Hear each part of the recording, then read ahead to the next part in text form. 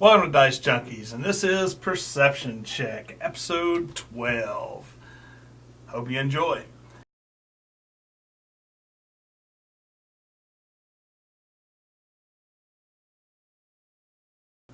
Alright, let's go ahead and get this rolling. We've got, let's see, the Nintendo is introducing the 2DX XL on July 28th. There will be a new Nintendo. Now, this is, of course, surprising to most of us because, they just came out with the Switch, which is portable. So a lot of people were guessing that they may not come out with a new handheld portable device, though. Well, that really begs the question of what's the difference here then. I mean, I see its size. It's almost mini laptop size. And in fact, it's very close to a Switch size. But yeah, I mean, the Switch screen, I think, is only 6-point-something inches. So we have phones almost 6 inches. My question is that how much is it? Because the question then becomes, is it cheaper? Is that why? Is it cheaper than a Switch? It is going to be cheaper, to my understanding. It'll probably be in the $199, $150 range. So. I think it was $149.95. Yeah. I think I saw it on there. I see it, yeah. So there we go. Yeah, $149.95. I guess if you don't want to spend the full Switch money, now, I mean, especially if the battery lasts longer. Like, yeah. The biggest thing I've heard about the Switch is battery life. Isn't there a whole, like genre of people that just play on the 2DS? 3DS, 2DS? Yeah. I guess. I mean, like I said, once again, the question was, would they continue with the handhelds, being that they're doing sort of a hybrid with their console? Yeah. The answer is yes. But yeah, we got the answer the other day with an astounding yes, they will. And they will charge you for it, as always, because they want to make more money. I wonder if they're going to have any kind of cross-platform. Now, that'd be cool. Imagine if you could bring your 2DS No. Please don't give them those fucking ideas. They've done the cross-platform stuff before. It was horrible. I think one of the Zeldas, the 4... Swords? Yeah, wasn't that one that you had to have the handheld and... You're telling me you don't want somebody to be able to come in and like join in on, hey man, I'll play you. You got your Switch, I got my 2DS. Yeah, no. I didn't like that. That sounds concept. horrible. And then that's probably next. I called it first. Mm-hmm. 2DS to Switch. Cross play. Alright. Anything else on that? Yeah. We're not usually Nintendo people. They know this. If you don't know this, then you need to watch more shows. Well, I mean, I'm going back and forth on wanting a Switch. I mean, mainly for Zelda. I really want to play Zelda really, really bad. Oh yeah, let me correct that now. I'm a huge Smash fan and Zelda fan. I'm just not a big fan of anything else.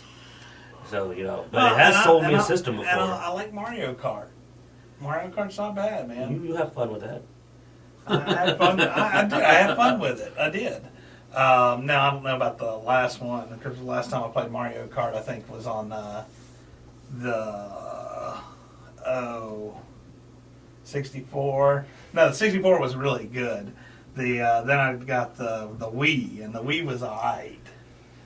Well, trust me, they've made like 19 since then. But I didn't play Mario Kart 52. I didn't play it on the Wii. I didn't play it on the Wii U, so I don't know how if it went down further. It's Mario Kart, man. It's going to be Mario Kart. Yeah. You can play as babies, I think now, or something like that. Okay. But yeah, the Smash Brothers is seriously, good. And oh yeah, oh man, Cloud Strife. Bring us Sora. That's the next one. We want Sora in the next Smash Brothers. There you go. But yeah, so 2DS, July 28th. Next, this one. We saw that Into the Badlands expanded season 3 was ordered by AMC. Now, what they mean by an expanded season is they requested, I think, 16 episodes. Now, me and Q here, I mean, let's be honest, we did not know this show existed until it showed up on Netflix. I literally watched it because I hated, and you know what I'm going to say, I hated Iron Fist so much that I said, what's this? Oh, I know that guy. He's awesome in all these kung fu movies. Then I ended up finding that this is like the best series I'd seen in a long time. Yeah, and then he tells me about it, and he's like, oh man, this is what Iron Fist should have been. I was like, what the heck is that? And I was like, if I'll get around to watching it. And then I watched it, and I ended up watching the full season in one sitting because it was that freaking awesome. And I was so mad because, warning, the first season is six episodes. So when you get to that sixth episode and you go to see the next episode, it's not there because it doesn't. Well, it exists now because you have season 2. Season 2 is, I think, episode 7 of season 2 aired today. Man, I like getting the whole season. So Netflix, I'm hoping Netflix will hurry up and get it, or I just buy it on Amazon. Well, I know. Well, that's the thing. I noticed on Amazon it's like $24 for the full thing. I'm probably gonna go ahead and buy it. It's worth it. And have it because it's worth it to me. I think so. I've really enjoyed this show, and if you haven't checked out Into the Badlands, I think you should. If you liked Daredevil season 1 and Luke Cage, you like a lot of. Everybody's got personality, excellent fighting scenes, interesting story. But to me, it's like a post-apocalyptic sci-fi Kung meets Crouching Tiger, Hidden Dragon, you know, which is just awesome. I know, right? Like it's a great series. We endorse it fully. Like I said, I mean, when we're willing to throw the cash down and not even wait, we're like, Netflix, you're taking too long. We're going to have to buy season 2. Yeah. Because I seriously will probably have that soon. The only reason I've held off is because there's supposed to be 10 episodes in season 2. They're on episode 7, so I'm like, probably just going to wait till all 10 are released. He has no patience. He likes completed seasons. He does not like going and having to wait for the next. You should have seen him when we were doing Legion. Yeah, I'm not a patient person. I like to just get my fix, you know. And all right, I'll admit that Into the Badlands is the fix. I mean, the only flaw to Badlands,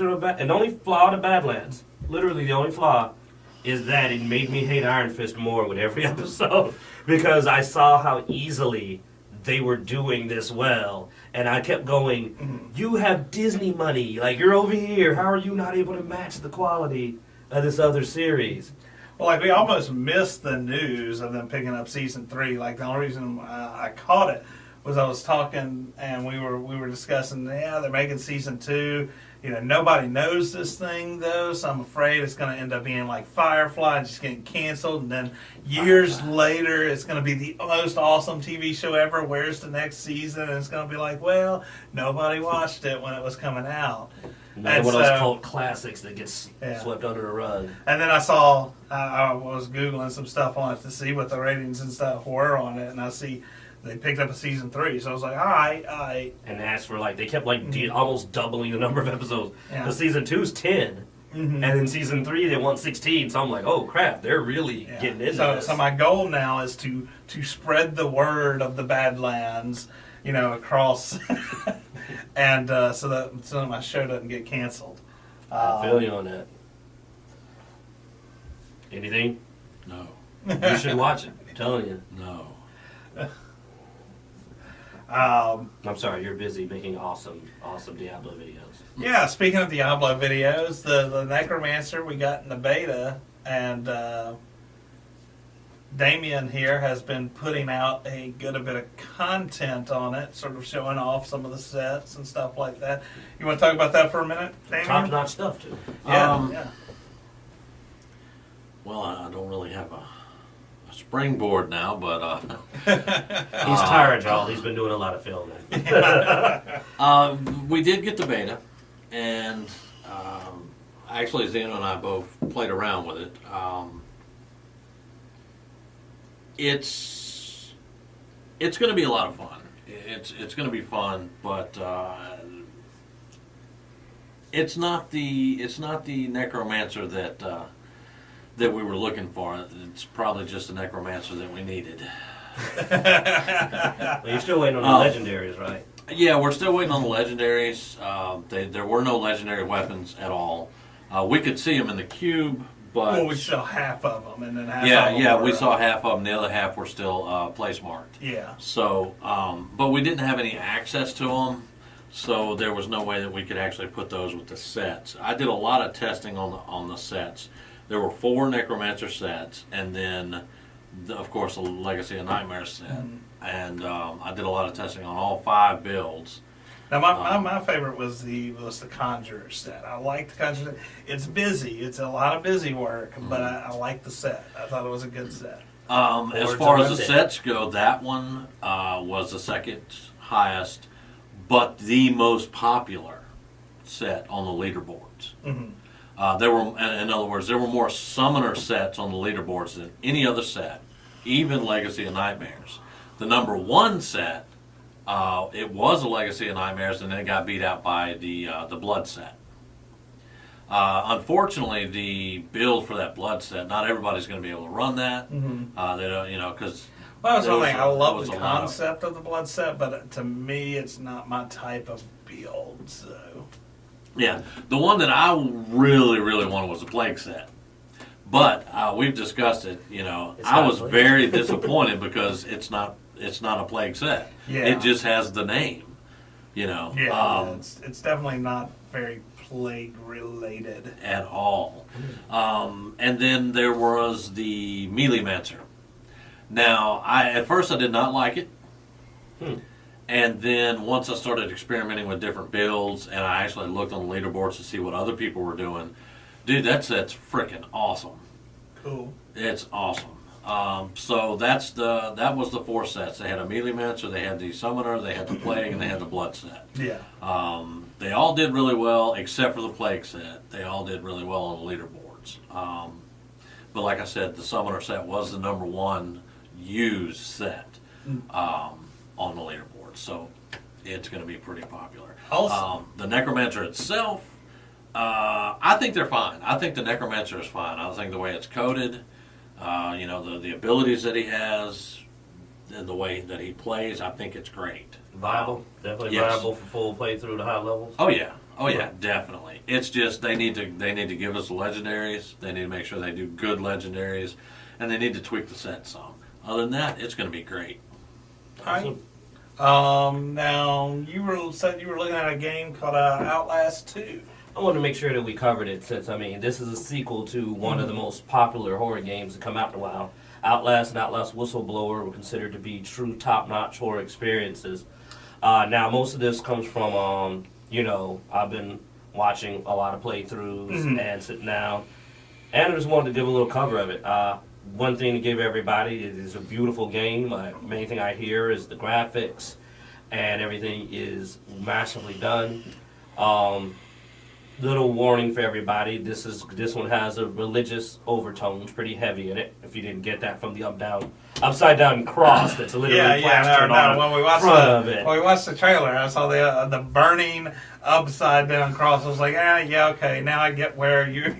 So I will warn you that. I myself, wasn't offended by it. I am. Well, I don't think anybody in this room is really offended easily either. Yeah, I'm of the right religion too, looking like, but it wasn't that bad. But yeah, be careful if your mom walks in while you're playing this, and she may freak out because they're going to say and do a lot of stuff. It's rated M for mature. So. It earns the rating. The main thing I wanted to say is that a little warning is that they changed the style of the game a lot. Like, you don't really hide from enemies. There's a lot of chase scenes instead. A lot of people trying to play it kept running into that they were used to the way Outlast and Outlast Whistleblower played, and it kept dying. I watched Angry Joe play, and he had a lot of trouble with trying to play it like it was the previous games. That did not work at all. So you got to be prepared for the fact that this game wants you to run. There's only one way to go, very straightforward. If you got to get used to that. That killed a lot of people that played the previous first games a lot, is a different play style. Yeah. 2, it's not as much horror as it is tension. There's a lot of disgusting and disturbing material in it, but it's not as much for a horror factor. I've heard a lot of people say that the game was beautiful, the game was tense, but it wasn't actually scary. Yeah. And that's just something to say. And again, everybody I know that played it seemed to have enjoyed it to a degree, but they definitely said this is not the scariest game or nearly as scary as the previous rendition. There are people that still will not touch Outlast to this day. There's a guy, he started playing it, he played it for like 15 minutes, put it down, and he's never gone back. He still will not. And people will ask him on YouTube, hey man, are you going to finish that playing out? And nope. I mean, it was because it was so creepy. Or? Yeah. Yeah. Well, the second game doesn't quite pull it. That's the main thing. Is that everybody said I had tense moments, but there wasn't really that. Oh my God, I'm terrified or scared. Yeah. And it gets a little linear.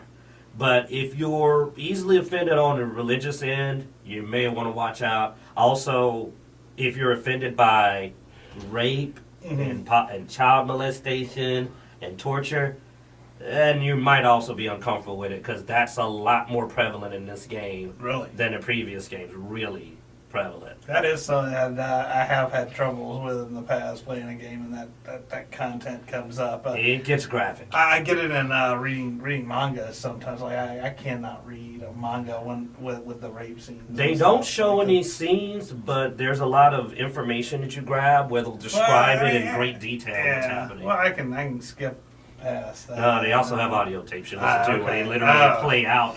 There's one scene. Yeah, that may be a little. There's one that had my roommates looking at me when they heard it down the hallway, like, "What are you watching in there?" I was like, "No, man, Jacksepticeye's playing Outlast 2. I'm not watching something weird." It's like, but it sounds like I'm like, well, yeah, that's happening, but they're not showing it. They're listening to it. And it's just because that stuff makes me angry, and I try not to be angry. Yeah. And especially because nobody stops any of it. So yeah. So just a heads up, it is tense, it is exciting, and a beautiful game.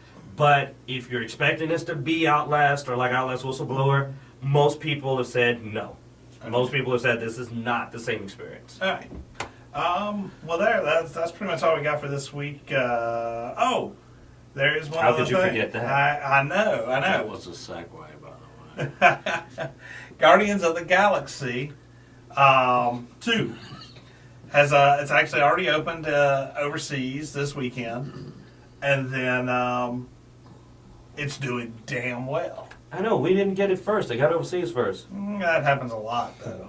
Yeah. But I mean, over 100 million opening overseas. They actually said that it has surpassed Guardians of the Galaxy and 1.